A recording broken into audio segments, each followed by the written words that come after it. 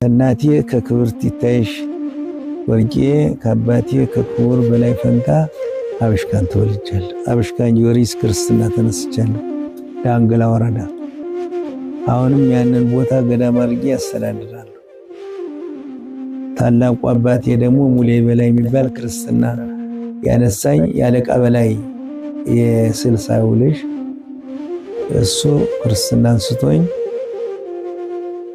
አስተምቆኝ ከዚያ በኋላ በ4 ዓመቴ ወደ በ3 ዓመት ገና ጸንሳለሁ ጊዮርጊስ አቸፈር ወረዳ ትንሽ ጊዜ ቆይተናል። በ5 ዓመቴ ወደ ናዳ ማርያም መጥቻለሁ። በሕፃንነቴ ትምህርት የታረጉኝ በ64 ዓመተ ምህረት ደብረ ማርቆስ አባቴ ወስዶ ዲቁና መጋቢት 21 ቀን ዲቁና ሰጥቶኛል ከወንድሜ ጋር። እኔ ትምህርት የጀመርኩ በ6 ዓመቴ ነው እና መጀመሪያውኑ ትልቅ ወንድሜ ይማር ነበር እና ያ ትልቅ ወንድሜ ሲማር አስተዳደር ተብዬ ምሸት እጃድር ነበር እና አያቴ አባ ወርቄ ይባላሉ። ታላቅ ሰው ናቸው። ቀድሞም ትንቢት ይናገሩ ነበር ከዘራቸው መነኩሴ እንደሚወጣ እና ፈቅጄልሃለሁና ተማራሉ። ከትልቅ ወንድሜ ቀጥዬ ትምህርት ጀመሩ። ከዚያ ዘከራ ላይ መርጌታ ታምር እንዳለው መርጌታ በቃ መጀመሪያ ከመርጌታ ታምር እንዳለው ዳዊት ተማሩ። መዝሙረ ዳዊትን ከተማሩ በኋላ ከትንሽ ወንድማቸው ከመርጌታ አበበ እንዳለው ደግሞ ከላለሱና ያው ችግር ማያደርገው የለም ጸመድጓም ገዛበት አጣው ሳጣ ወደ ቅኔ ቤት ፈቀዱልኝና ወደ በ65 ዓመተ ምህረት በ66 ዓመተ ምህረት ወደ 10 ደብር አቸፈር ወረዳ 10 ደብር ሄዱ። 10 ደብር ማለት 10 ቤተክርስቲያን በአንድ ቀጠና የሚመሩ ናቸው። ከዚያች ለግ ማርያም ላይ የካቲት 20 ቀን ገባኋት። ከዚያ ቅኔ ከመምህር መንክር ስንሻው ቅኔ እዚያ ተማርሁና ታላቅ ወንድሜን አገኘሁት። እዚያ ስንማር ከርመን በየካቲት ገባሁ። በአመቱ በየካቲት ላይ ቅኔ አንድ ጊዜ ቅኔ ሞላሁና የፋሲካ እዚህ መጣሁ። አሁን ተመልሼ ከመርጌታ ከነፈረግ የዋሸራ ሰው ናቸው። ይህን ታክሊሉ ልጅ ናቸው። እዚህ ዋስታ ሄዱ። ከዋስታ ከመርጌታ ብርሃን አቸፈር ወረዳ ላይ ድኩል ሚካኤል ሄጄ ገባሁ። እዛ ቅኔ ተቀኘሁ። አሁንም መርጌታ ከነፈረግ ሄጄ መጀመሪያ አስነጋሪ ሆን ቅኔ በገባ በአመቱ ተቀኘሁ። በተቀኘሁ በአመቱ ደግሞ አስነጋሪ ሆን ከዛ ቀጥዬ ደግሞ ዘራፊ ሆነ ምክትል። ከዚያ ዋርላ ሄዱ። ዋርላ ሄጄ ከየንታ ወልደ ሰንበት ደግሞ ሚዛ ተክለ ሃይማኖት እዛ ስማር ቆየሁና የፋሲካ ተመልሼ መጣሁ። ዋርላ ቅኔ ልማር ብዬ ነው መጥቼ ከየኔታ መንክር መጣሁ። ተማሪው በዝቶ ነበረ። ተማሪ አይቀበሉም ነበረ። ኋላ እኔን ተቀበሉኝ። ምንድነው አጓይ ባይቤን የተቀበሉ ሲሏቸው አይ እናንተ ቄሱ ናችሁ ነው የምትቀሩ፣ እሱ ግን ታላቅ ጉባኤ አስፍቶ ያስተምራል አሉ። ለግ የነበሩት የኔታ መንክር ስንሻው እንደ ነቢያት ትንቢት ይናገሩ ነበር። እንደ ሊቃውንት ምስጢር ያራቅቁ ነበር። የኔታ መራዊ ልጅ ናቸው። ዋርላ ቅኔያቸው ዋርላ ነው። እዛው ከረሙ የኔታ ተወው ነበሩ። ዛሬ ባህር ዳር አሉ። ከዚያ ቅኔ ስማር ከረም ወዲያው እዚያ አስነጋሪም ሆነው ዘራፊም ሆነው ከዚያ ተመረቁ። መረቁና ሄዳ አስተምራሉ። የህፃን ነኝ አይቻልም። እኔ የሚታየኝ ምንድነው ብትሬ ወደ ማርቆስ ትሄዳለች በደመናው ላይ አድርጋ ምንድነው ሲል ጅንፎ ሊደረግባት ነው። አሁንም ይወስዱኛል አምደ ብርሃን ላይ ያቆሙኛል እና እንደው በቃ ምኝታ አጣሁ። ለካ ብትሬ ጅንፎ ቢደረግም ማለት መጽሐፍ ትማራለህ እያለ ትንቢት እየነገረኝ ነው ማለት። ከዚያ በግድ ሲመርቁኝ ቻባ አቸፈር ወረዳ ላይ የንተዋቢ ጸጋ እዚያ ገባሁ። የቅኔ መምህር ናቸው፣ የሐዲሳት መምህር ናቸው፣ የፍትሐ ነገሥት መምህር ናቸው። በጣም ብዙ ተማሪ ነበራቸው። ከዚያ እኔ ከሄዱ በኋላ ወደ 20 ዘራፊ ሆነ። ተማሪው በዛ። አንድ ወረዳ አልፈን 2 ወረዳ ይለመን ነበር። ከዚያ ሳስተምር ቆየው። ወዲያውኑ በሄዱ በ2 ሳምንት በ3 ሳምንት አስነጋሪ ያደረጉኝ። እዛ ዘራፊ ሆነ። 1 ወር ቻባ የንተዋቢ 1 ወር የእንታ መንክር ጉባኤ እንዳይፈታ ለግየዱ አስተምር ነበር። 2ቱን ጉባኤ በዘራፊነት ይዤ አሁን ነሐሴ የደረሰና ፍልሰታን ጾምና አሁንም የእንተዋቢ መርቄ አወጣለሁ ሲል ደግሞ ሕፃን ነኝ እንዴት ይመጣለሁ? 6 ጊዜ ኋዋይንቼ ቤት የደረስ። ከዚያ ተነስቼ የእንታ ተስፋ ይቸናል ማርሰል የእንታ ተስፋ አርፎ ቆዩ። መምጫጣው ጳጉሜን 5 ብቻዬን አደሩ። መስከረም 1 ቀን መምጫ ሳጣ እንትን ብለግ ሄዱ። ማን እንደነገራቸው አላውቅም። ፍትሐ ነገሥት ተማራሉ። ወረኔ ይሆልኝ ማለት ትልቅ ሰው ነህ አሉ እና ፍትሐ ነገሥት ተማር ትልቅ ነህ አሉ። ፍትሐ ነገሥት ቢማር ወይ ዘራ መንግስት ያለው ወይም የተማረ ሰው ነው። ተርታሶ አይማረው። ማናቸው ፍትሐ ነገሥት እንዲማሩ የኔ ተማርቆስ ናቸው እንዲያሉ ፍትሐ ነገሥት ተማራሉ። ወረኔ ይሆልኝ ማለት እሳቸው መጀመሪያ ፍትሐ ነገሥት ተማሩ። ለምን የዲማ ሰው ሄዶ ደብረ ወርቅ ፍትሐ ነገሥት እንዳይፈር ፍርድ መፈረድ የለበትም እና ተማራሉ። ይከብደኛል። ኋላ የእንታ ገብረ ወልድ የሚባሉ የቅኔ መምህር ነበሩ። ከዚያ መንገድ ጀመሩ። ለመማር ሳይሆን ለመጠጊያ ብዬ ነው። ከዚያ በሳምንት ያስነጋሪ ያደረጉ እዛ ዘራፊ ያደረጉ እና እሳቸውን በትርፍ አንዳንድ ጊዜ ለባቀመር አዋጅ ምናምን አስተናቸው ነበር። የእንታ ገብረ ወልድን ዛሬ አርፈዋል። አዲስ አበባ ባታ ላይ ነው ያረፉ። ሐዲሳት ተምረዋል። የዋርላ ቅኔ ይችላሉ። ከዚያ አሰቡና ሐዲሳት ጀመሩ። ኋላ በመጨረሻው ልማር ሆን ስላቸው አይቀድም ሐዲሳት ብላለኝ። ሐዲሳት ጀመሩ። እድሜ ካለኝ አስተምርሃለሁ አሉ። እሺ አሏቸው። ከዚያ ሐዲሳት እያስተማሩ የእንታ ገብረ ወልድ ሄዱ። ሰፊ ትምህርት ቤት ነበር። ቅኔ ያስተምራሉ በትርፍ ሰዓት። ሌላም ዘራፊዎች ይመጣሉ። ከዛ እኔ ጋር አብረን እያስተማርና የቅኔው መምህር የእንታ ሄይስ ይባላሉ። ግን የእሳቸው ተጠግተን እሳቸው ደሞዝ ይበላሉ፣ እኛ እናስተምራለን። እና ብዙ ጊዜ ብዙ ደቀ መዛሙርት አውጥተናል። ዲማ ላይ መምህር ዘሚካኤል አርፏል። አሁን እሱንም መዚያውን ያስተማሩት መምህር ብዙ ወይም ገብረ ኢየሱስ አይለ ኢየሱስ የሚባለው የገዳሙ ኃላፊ እዛውን ያስተማሩ እዚህ ያስተማሩት። ሌላም ብዙ ልጆች እዚህ ያስተምራሉ። እዛው ያለው ዛሬም የቅኔ መምህር ያቋ መምህር ሆነው እነ መርሃ ጽድቅ እዛ ያስተማሯቸው። ብዙ አይነ ስውርም እየተሰረቀብኝ መልሼ አይነ ስውሮችን ለመምህርነት አውጥቻለሁ። አሁንም መርሃ ጽድቅ ይገኛል እዚያው ቆቆም ያስተምር። ከዚያ እንዲያሉና ደግሞ አሁን አለቃ ሆናሉ። ደግሞ እዚያ ሐዲሳቱን ዘለቁ ብሉይ መርጦ ለማርያም መምህር ኃይለ ኢየሱስ እጅ ተማሩ። ከተማሩ በኋላ አሁን ፍትሐ ነገሥት ተማራሉ። ፍትሐ ነገሥት ተማሩ። ከመምህር ሞላ አብሻር ተምሬያለሁ። መምህር ሞላ ወይም መምህር ኢሳይያስ ይባላል። ከተማሩ በኋላ አሁን አለቃ ሆናሉ። አለቃ ሆኑ። መምህር ሞላ የት ነበሩ? ዲማ ያብሻሩ መምህር ሞላ ናቸው። ወይም አባ ኢሳይያስ ይባላሉ። እንደዚህ ስማቸው ሁለት። ከሳቸው ከተማረ በኋላ ብሉይ ከንተኔ ተምሬያለሁ። አቶ ገብረ አምላክ የሚባል የዛው ሀገር ተወላጅ ተወካይ ነው። አቶ ማለት ታላቅ ገናና አቤቱ ጌታዬ የሚባል ማለት ነው። አቶ የመጽሐፍ መምህር ስም ነው እና እሳቸው ብሉያቱን ግማሹን እሱ ተምሬያለሁ። እሳቸው ተምረናል። እዚያም መምህር ኃይለ ኢየሱስ ደግሞ መርጦ ለማርያም ነገስቱን ምኑን እዚያ ጹጻኑን እዚያ ተምረን ኋላ አሁንም አለቃ ሆናሉ። እኔ አለቃ አልሆንም ማለት ከዚህ አስተምሮ ሊያስተምር አለቃ ግን አይሆንም። ደግሞ መምህራችን ደግሞ ያው ችግር ስላለባቸው አዲስ አበባ ለጵጵስና ደግሞ አሰቡ።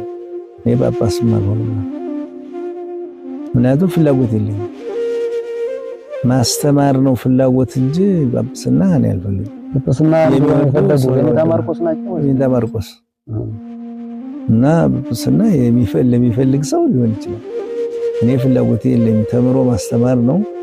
ከልጅነቴ ማየው ተማሪ ከቦኝ ተማሪ ሳስተምር አንድ ቀን ትምህርት ቤት ተለይጄ ካደርኩ አትክልቱ ደርቆ ይታየኛል። በልጅነት ማንስቶ ያ መምራን ሳለሁ የፋሲካ መጥቻ አላውቅም። ማስተማር ነው ስራ ቀርሞም ሳለሁ እስከ 9 ሰዓት ምሽት አስቀጽል ነበር እና ይሄንን አይተው ትጋቴን አይተው ተዋቢ የተወለድከ ሰው ነው ወይስ ከምን ይሉኝ ነበርና ስሜ ተዋቢ የሚሉኝ ነበር። ይባቤ መላእክት ነበር።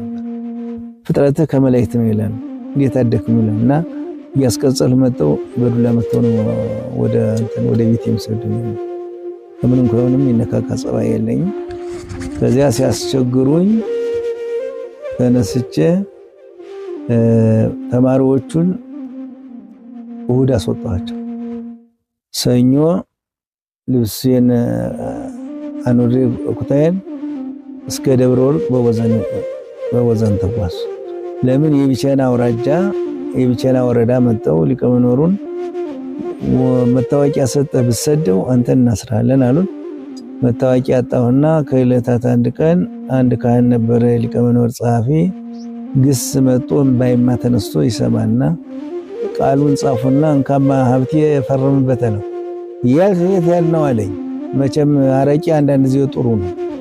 ስካር ስርቆት አንዳንድ ጊዜ እንደው ለሚጠቀምበት ይጠቀማል። ስከሩ ማለት አይደለም ሰክሯል እና ማይተም አረገልኝ ደስ አለኝ። በመስከረም በጥቅምት ልወጣ ያችን ማይተም ያዝ። መምህሩ ደግሞ ነበሩ።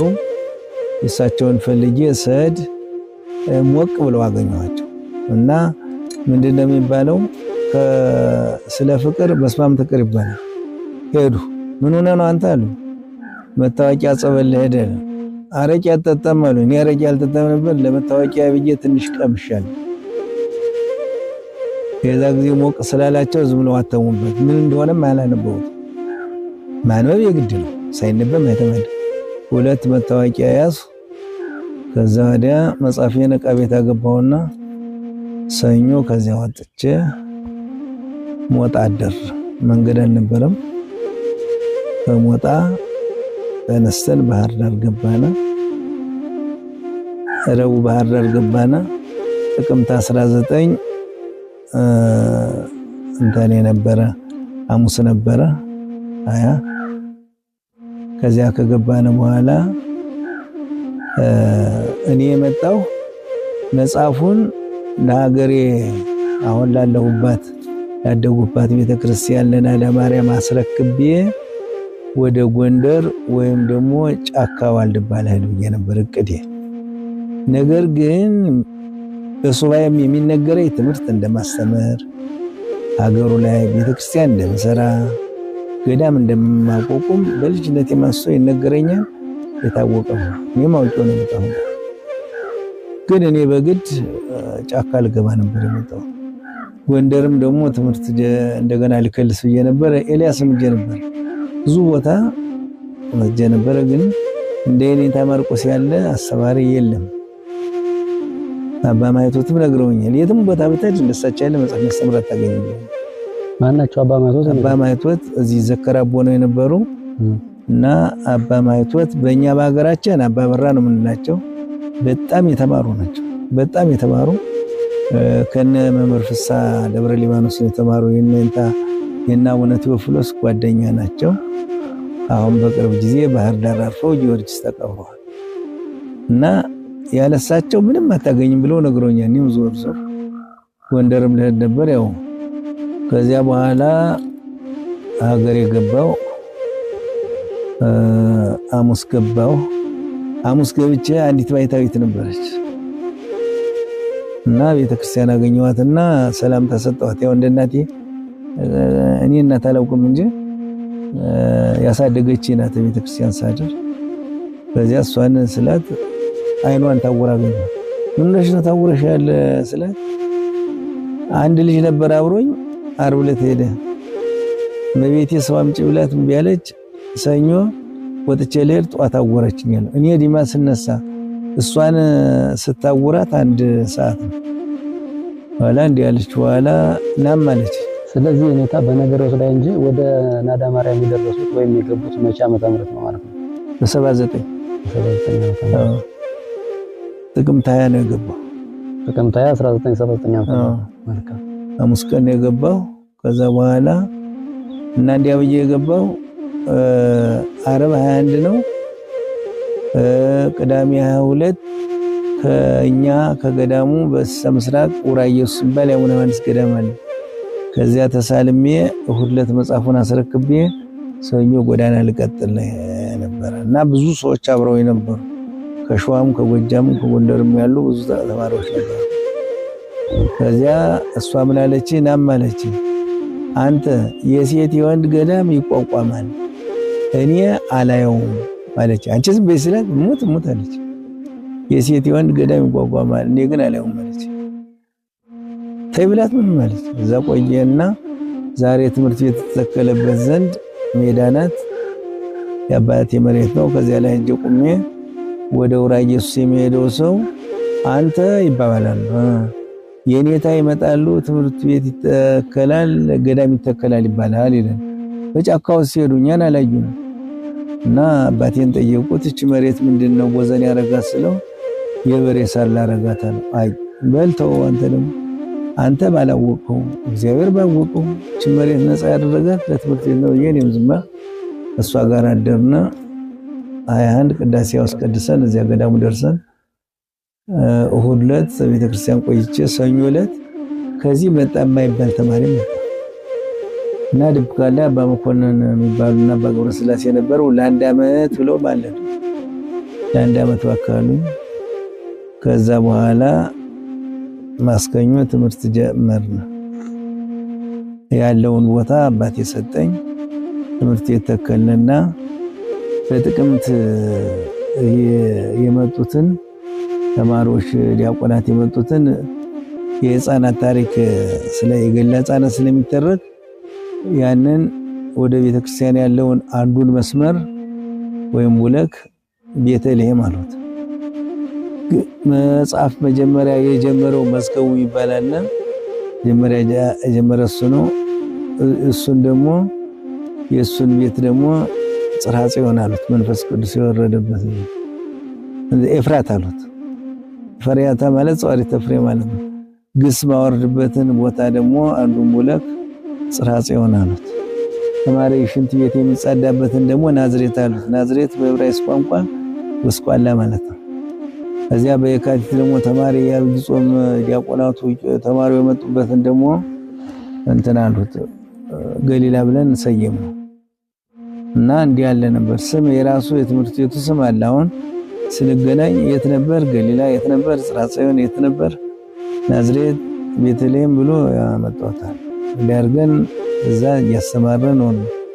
አንድ ዓመት ያልነው ፈቃዱ የእግዚአብሔር ሆነና እንግዲህ እየተባዛ ሄደ።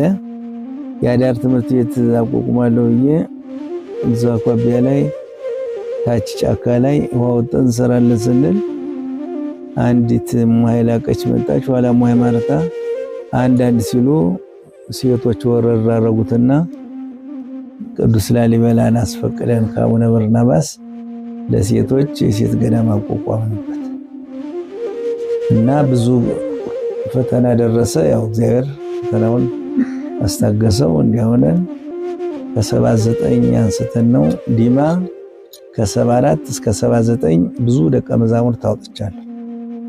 አዚያ መጽሐፍ እያስተማሩ በስተጎን መጽሐፍ የሚመሩትም ደግሞ ሲከልሱ ከኛ ከ74 መስከረም 1 ነው እስከ 79 ጥቅምት 15 ድረስ አስተምረንበታል ዲማን። ዛሬም ያ ጉባኤ ቤቱ ሳስተምርበት የነበረው ትምህርት ቤት ተሰርቶበታል። ሳስተምርበት የነበረም ወንበሩ አለ እስካሁን ዲማን እና እንዲያውነን ዲማን የለቀቁት ያለቃ ምናምን እያሉ ነው እንጂ እኔስ እንኳን ያን ጊዜ አሁንም በደስ ይለኝ ነበር። ግን አለቅነት የሚባል ነገር ከትምህርት ጋር ማይመች ስለሆነ እዚያ መጣነ። ከዚህ በ86 ድሮ የአባ ናዳ የሚባሉ ታላቅ ባይታዊ ነበሩ። ዋሻ አላቸው፣ ብዙ ነገር ነበረ፣ ገዳም ነበረና በክፉ ቀን በአፄ ዮሐንስ ገዳማቱ አልቀው ቦታው ተፈቶ ቤተክርስቲያኑን ገበሬ ወርሶት በጥቁር ራስ ሲቀደስ ቆየ። በ86 ዓመተ ምህረት በአቡነ በርናባስ ፈቃድ ኤጲስቆጶሳትን አምጥተን ጥር 20 ቀን እንደገና ያው ታድሶ ማለት ነው ገዳም አድርገናል እና አሁን በእመቤታችን በስተሰሜን ያለው የሴት ገዳም ክብረ ደናግል ናዳ ቅዱስ ላሊበላን እንሰክለንበታል። አሁንም ደግሞ በግሸን አምሳል ህንጻውን እንደናገና አድሰነው እንኖራለን። በዚህ ዓመት ውስጥ ግን ብዙ ሐዲሳት የተማሩ ልጆች አሉን፣ ወንድሞቼ አብሻርም የተማሩ ታነገስ የተማሩ በቅኔ የተመረቁ። አሁን አንድ እንትን ብንል አዲስ አበባ እነ መምህር ቀለሙ እነ መምህር ተስፋ አሁን ወደ ውጭ ሄዷል እንጂ እነ መምህር እንትን አይምሮ ሌሎችም ብዙ ናቸው። እነሱ ብቻ አይደሉም ተመርቀዋል። ባህር ዳርም እነ መምህር ዮሴፍ እንተኔም እሱ እነ መምህር በትሩ ምራዊም እነ መምህር ዮሴፍ ዳንኤል ሰናይ እነ መምህር ይትባረክ ዱርቤቴ እነ መምህር ኪዳነ ማርያም ባህር ዳር እነ መምህር ጻድቁ ሀገረ ስብከት የሚሰሩት ሜጫ ላይ እነ መምህር መልከ ጼዴቅ ሜጫ ወረዳ ኮሶበር ደግሞ እነ መምህር ስሙር ዞን ሀገረ ስብከት ነው ያሉት።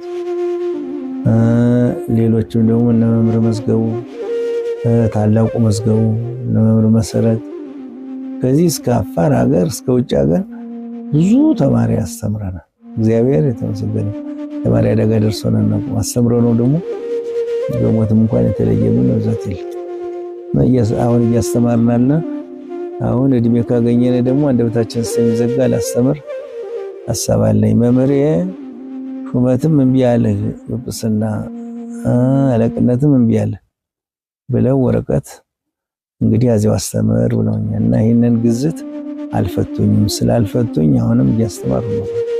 እኔ አስተምራለሁ።